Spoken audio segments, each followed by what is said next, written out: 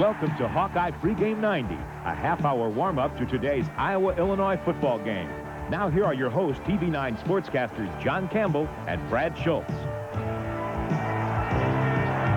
Good afternoon, everybody. Welcome to Hawkeye Pregame 90. I'm John Campbell. And I'm Brad Schultz. In just about half an hour, number 5 Illinois and number 13 Iowa meet in what might be the most important game ever played between the two schools. I think you could say that. Not only are the lofty rankings at stake, first place in the Big Ten also goes to the winner and the inside track to the Rose Bowl. That's what makes this such an important game for each team. Well, the winner of the game could go on to Pasadena, or could go on and lose another conference game and still get to the Rose Bowl because of the tie-breaking procedure, which, of course, is head-to-head competition. They could indeed. You know, today's game is being played on national TV and before a sellout crowd at Memorial Stadium. You know, we talk a lot about Michigan and Ohio State being tough places to play, but no place was tougher in the 1980s for the Hawkeyes than Champaign. As a matter of fact, it was the only Big Ten stadium in which they did not win a game in the past decade. 3 times they went in. 3 times they came home on the short end of things. 1981, the Illinois defense pummels Pete Gales. It's 10-0. Now it's Tony Eason, play action. This is Oliver Williams. He is off to the races. The final in Champaign that year, 24-7. The Illini put a dent in Iowa's bid for its first winning season in 19 years. The only thing I can tell our guys is, hey, just back off a minute and take a look how we got 5 victories. Who did we defeat in the process, you know, and we're still 5-3. We can still go on and have a fine season. 2 years later, the high-flying Hawkeyes rolled into Champaign on the heels of a big win over Ohio State. They were 4-0, had stars in their eyes. By game's end, the Illini had them seeing other kinds of stars. The defense frustrated Iowa quarterback Chuck Long. Meanwhile, Jack Trudeau and company humbled the Hawkeyes. The final, 33-0 in Champaign. It's back to Champaign in 1986, and the Iowa Hawkeyes take a 10-0 lead to the halftime after David Hudson's 2-yard plunge. They had a chance to up it here. Vlasic to Jim Morrow. He dropped a wide-open pass. That opened the door for the Illini. Menkhausen goes deep to Pierce, 54 yards. Illinois came back to win it 20-16. Does Fry worry about going back to the scene of so many losses? The only thing I can think of is going over there this year, I'm taking a different group of folks. That do make a difference, especially the ones that got the king-size knots on their head last year. Fry refers to last season's 31-7 loss at Kinnick Stadium, a game he and his players have not forgotten. I remember there was a lot of bad mistakes, a lot of interceptions I threw, a lot of fumbles, you know. It's kind of the same type of feeling I had for the whole year. That game kind of was the main thing, you know, the game that was kind of like every game last year. It was after that loss to Illinois that a disappointed and frustrated Matt Rodgers sounded the battle cry for 1990. Yeah, very frustrating, but, you know, I have to say, you know, we didn't give up. Our team didn't give up, and I didn't give up, and I never will give up. Matt Rodgers has certainly lived up to that promise. He's having a very effective season so far. Well, he's 3rd in the conference in total offense. He's hitting 60% of his passes, and he's thrown only 5 interceptions.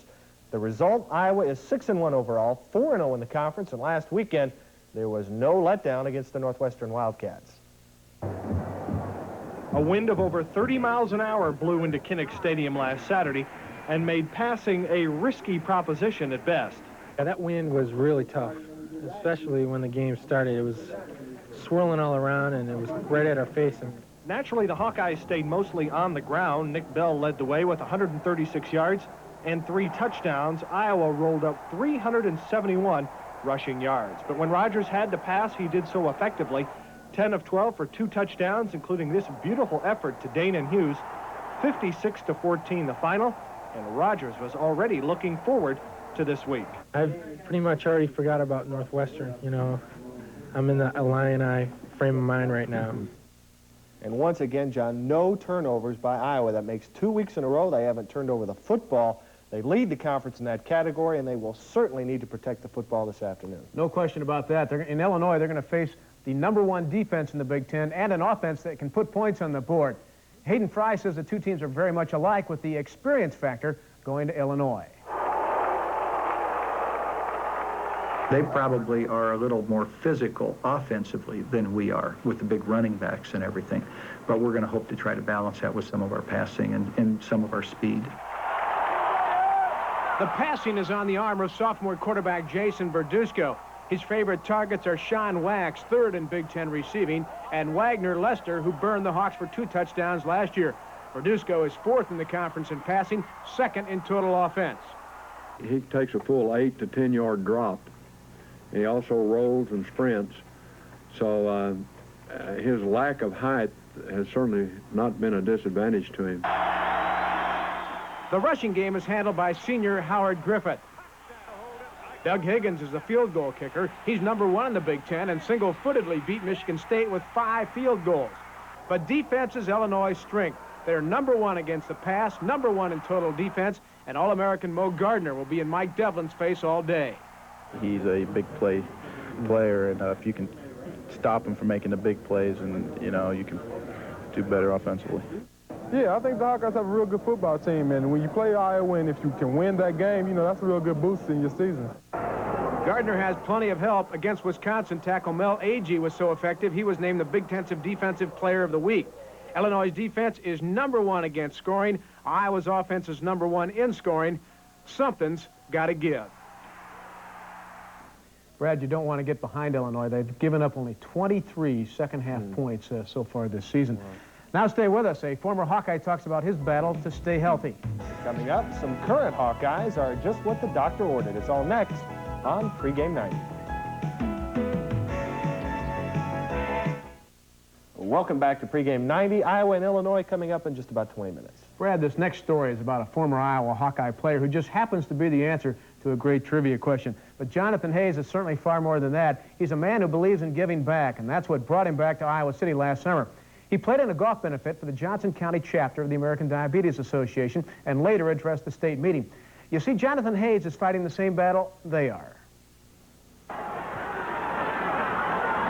Jonathan Hayes was a big, tough tight end on Hawkeye teams of the early 80s. But by the second semester of his junior year, he began to feel sluggish. Basically, I thought I had mono. I was feeling run down and very same symptoms, a lot of same symptoms. They sent me over to the doctor, and then Doc sent me over to the clinic, and then that's right when they decided I was a diabetic. How did the news affect you when you found out what was wrong? Not knowing about diabetes, I was ignorant, and I thought my career was going to be over. Far from it. Hayes worked hard, played his senior year with very few people knowing what was wrong. But he realized it was catching up with him. I was about 235 or so, 230, and it really started setting in. But I didn't want to tell anyone until after we came back from Hawaii, because I didn't want to miss the Hawaii trip. So after the trip, I told Ed Crowley, our trainer, and they got me into the hospital, and I started taking insulin injections ever since. So you played your senior year without doing anything for diabetes until after you came back from Hawaii? Well, it didn't really start getting bad on me again until about the end of November. My weight went down to about 215, 210, you know, and people were saying, are you losing weight? I'm saying, oh, no, you know, just trying to deny it until I had more time to have them get it under control. With his diabetes under control, Hayes made the trip to the Freedom Bowl and had an outstanding game against Texas. And he throws for the touchdown to Jonathan Hayes. He says the diabetes then had nothing to do with his decision to pass up a final year of eligibility to go to the pros. NFL teams knew of his problem, but Kansas City drafted him. He's been a starter for the past 4 years. How does it affect you when you play, or how do you handle it? Oh yeah, you can get some low blood sugars, especially you go in an overtime game, or I might come in, my sugar level might be already a little low. So then all of a sudden, you start getting your adrenaline and everything else to boot. It just gets you going, and it kind of takes your sugars down a little bit. But they have oranges and Gatorade there on the side, so you can get it back up pretty quick. You have to read your body, don't you? You really have to know what's happening. You do have to learn how to tell, to know your body. You have to really come and be aware of what's going on around you. Jonathan knows there are others in the pros with diabetes, and he has one message for everyone who also must live with it. find out as much as you can. Always, just like in football, I'm always a student, always trying to learn more and more. Don't be afraid to tell people that you are diabetic. There's no shame in that. People can learn from you. You have to take control of your life. That's in any aspect of life. You can't let the disease control you. You have to control the disease. And as far as the trivia question goes, this is it. Weren't you the last player at Iowa to play both offense and defense in a game? I think I'm still a trivia question right here. That's about all I'm good for right here is a trivia question. But yeah,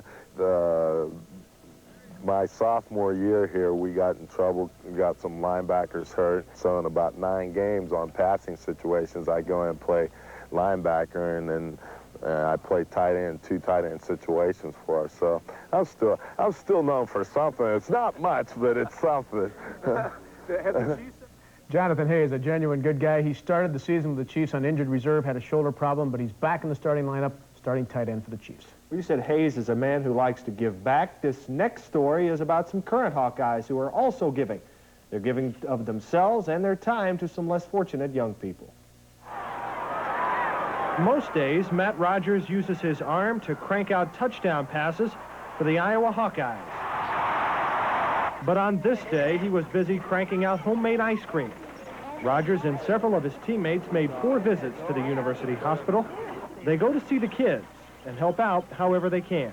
It's just kind of a mutual thing. We like to come and talk to them, and they always seem upbeat, you know, which is pretty good. You know, it's kind of tough to be upbeat. You know, if you're in the hospital, I know because I've been there, and you know, the attitude's pretty good all around. Most of these kids come from Iowa, so for them, it's a chance to see their heroes close up. You want us to sign up for it? But the players get something out of it as well. They're all big Hawkeye fans. A lot of the kids are from Iowa, and it's real important to them to have some role models to look up to, and you know, I feel very honored to be a role model to some of these kids.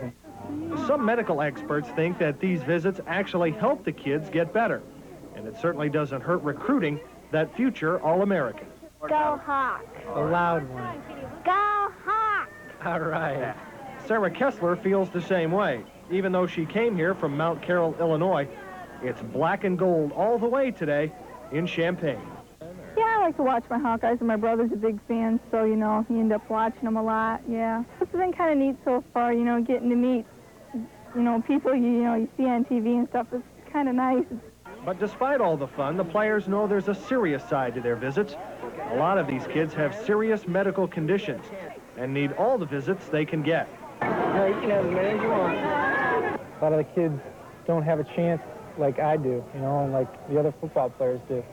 And it just kind of makes you think a little bit more about, you know, about your life, and it kind of puts things in perspective, you know.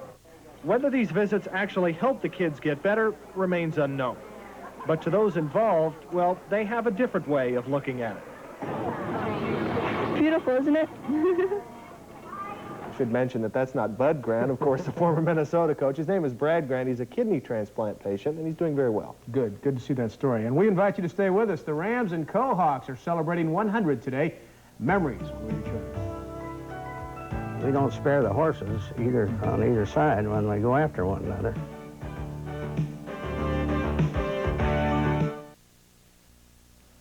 Welcome back. You know, last year, Iowa celebrated 100 years of football, and Illinois is doing it this season. Those two schools have played each other 52 times. Brad, that is nothing compared to a series that is being renewed this afternoon. Well, just about half an hour ago, Co and Cornell kicked off at Clark Field in Cedar Rapids.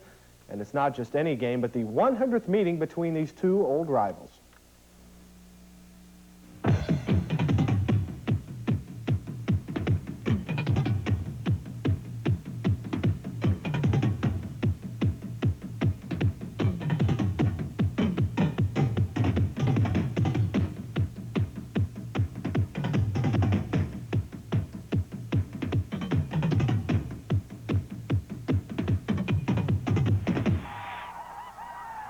100 years of football memories will come crashing to a head here today at Clark Field as Co and Cornell meet for the 100th time, the longest series west of the Mississippi. the closeness of the two schools adds a great deal to the rivalry, although we kind of consider Cedar Rapids a suburb of Mount Vernon. But we're very closely tied together geographically. Scott played quarterback on the 1927 Cornell team that beat Co and won the Midwest Conference title. But just 6 years later, the Co-Hawks fielded one of the best teams in school history. They went 7-1, losing only to a great Army team, and shut out all but 2 opponents.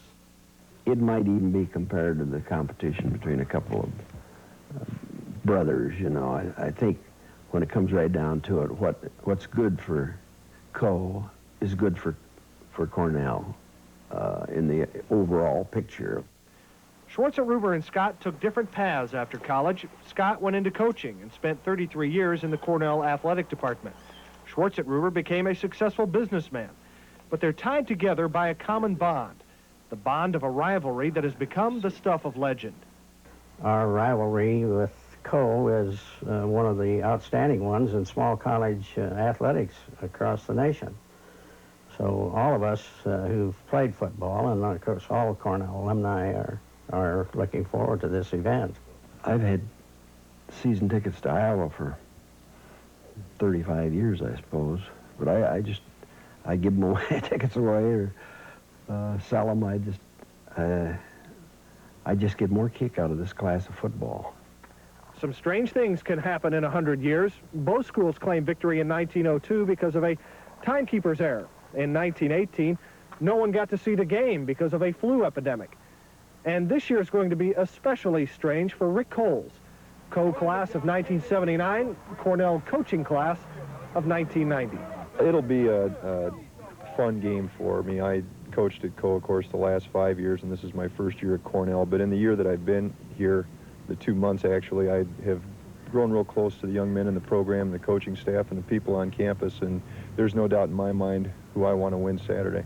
Coles and the Rams will come into today's game as slight underdogs, but that doesn't mean much. Historically, this game has produced more upsets and more surprises than almost any other series. I don't know whether the favorite has won as many times as you would expect, but both teams play exceptionally hard, and they're always well prepared, and anything can happen, so in that sense, the record book goes out the window. You can tell something special is happening here at Co. Earlier this week, extra bleachers went up, and Clark Field got a fresh coat of lime. But even though it's the biggest game in this series, these are by no means final touches. Oh, I don't think it's ever decreased. I think it seems to mount every year a little bit more because we're so close, you know. I think this thing will go on and forever. As long as we have the two institutions, it'll be a major game on our schedules each year. Well, John, no matter who wins today, Co will still lead the overall series, but we don't know by how much because of that game in 1902, so the records are really unofficial. No instant replay, I guess, not back then, no. You know, another big game coming up tonight, this one at the Unidome, where the Panthers host the Bears of Southwest Missouri State. It's the last league game for Northern Iowa, and Coach Terry Allen does not soft sell this one. So if we can win this game, it makes us the automatic qualifier for the NCAA playoffs. And that's the ultimate goal of this football team, was to make the playoffs. So it's a big game for us along those lines. As far as matching up with Southwest Missouri, they have an excellent quarterback, probably the best in Division I AA. So it's a key for us. Our strength is our defense. And so if we can keep them down and control them, they're going to get their yards. Hopefully they don't get too many points. And if that's the case, we have the offensive firepower to keep us in the football game.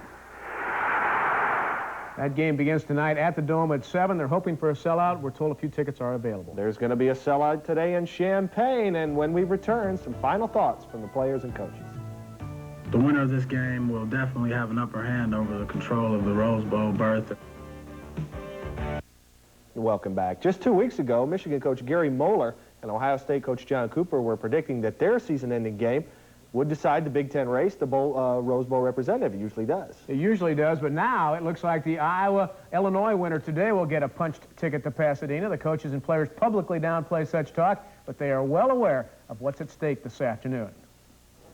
You know, nothing's etched in stone after this game, but I think this is, you know, probably the biggest game of the year, biggest game I've ever played in, you know, and I'm excited about it. You know, whoever comes out of this game with the win has the, you know, is in the driver's seat to the Rose Bowl, holds their destiny in their own hands, so to speak. Every game's got to be emotional, but you know, this one being that, you know, they beat us last year pretty badly, and you know, for the Roses, and you know, it's definitely gonna be an emotional game. Both teams come out fired up, and there's a lot of things that happened in the past few months that have intensified the rivalry. And I think we're just going to have to come out and get on them early and take the fans out of it and maybe take some of their emotion out of it. We're both undefeated, so that means that whoever comes out of this game is going to have some advantage through the rest of the season because there are only 3 weeks to play it. The winner certainly is not a cinch to be in Pasadena. And the loser's not out of it. I'll put it, you know, both sides of the coin there. Strange things have happened. I think they'll be doing the hokey pokey later today. Iowa's played very well on the road. Illinois has not played that well at home, strangely, for being unbeaten. I guess I'll go with Iowa, too. Okay, thanks for joining us. It's Iowa, Illinois coming up in just a couple of minutes. As we leave you, a look at the Hawkeyes as they left yesterday for Champaign.